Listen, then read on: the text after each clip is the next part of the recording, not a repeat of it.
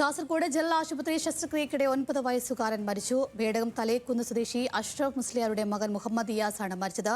ചികിത്സാ പിഴവിനെ തുടർന്നാണ് കുട്ടി മരിച്ചതെന്ന് ബന്ധുക്കൾ ആരോപിച്ചു. കുട്ടിയുടെ പിതാവിന്റെ പരാതിയിൽ കാസർഗോഡ് ടൗൺ പോലീസ് കേസെടുത്ത് അന്വേഷണം ആരംഭിച്ചു. ആശുപത്രി അധികൃതർ വ്യക്തമായി വിശദീകരണം നൽകിയില്ലെന്ന് പിതാവ് അറഫ് ആരോപിച്ചു.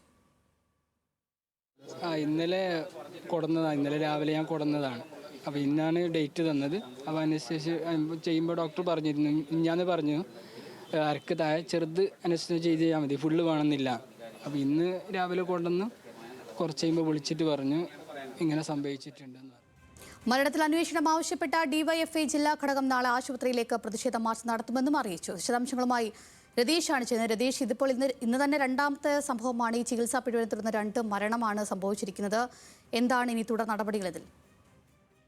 എന്തായാലും കുടുംബം ഇത് സംബന്ധിച്ച ചികിത്സാ പിഴവെന്നാണ് ആരോപിക്കുന്നത്. എന്നാൽ ആശുപത്രി അധികൃതർ ഇതുമായി നിയമപരമായ എല്ലാ നടപടികളുമായിട്ട് കുടുംബത്തിന് മുന്നോട്ട് പോകാം എന്ന് തന്നെയാണ് പറയുന്നത്. ഇതിൽ യാതൊരു പിഴവുമില്ല. ശസ്ത്രക്രിയയ്ക്ക് ഒടുവിൽ ഹൃദയാഘാതം സംഭവിച്ചാണ് കുട്ടിക്ക് മരണം സംഭവിച്ചത്. ഇത് ബന്ധുക്കൾ ഉൾപ്പെടെ ബോധ്യപ്പെടുത്തിയതാണ്.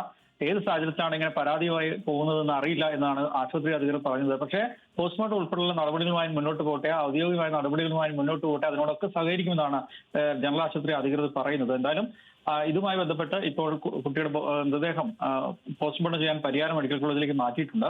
എന്തായാലും ഇത് തങ്ങൾക്ക് കൃത്യമായ ഒരു വിവരം, ഈ കുട്ടിയുടെ ആരോഗ്യസ്ഥിതി മെച്ചപ്പെട്ടതാണെന്ന് ആദ്യഘട്ടത്തിൽ പറയുകയും പിന്നീട് ഇങ്ങനെ അപകടകരമായ സ്ഥിതിയിലേക്ക് കുട്ടി പോകുന്ന സാഹചര്യത്തിൽ അത് തങ്ങളെ അറിയിച്ചില്ല എന്ന ആക്ഷേപമാണ് ബന്ധുക്കൾ പ്രധാനമായും ഉയർത്തുന്നത്. അത്തരമൊരു ആശങ്കയാണ് ഇത്തരം ഒരു ആക്ഷേപത്തിനും പരാതിക്കും ഇടയാക്കിയെന്നാണ് മനസ്സിലാക്കാൻ സാധിക്കുന്നത്. എന്തായാലും പോലീസ്, കാസർഗോഡ് ടൗൺ പോലീസ് ഇത് സംബന്ധിച്ച അന്വേഷണം ആരംഭിച്ചു കഴിഞ്ഞു.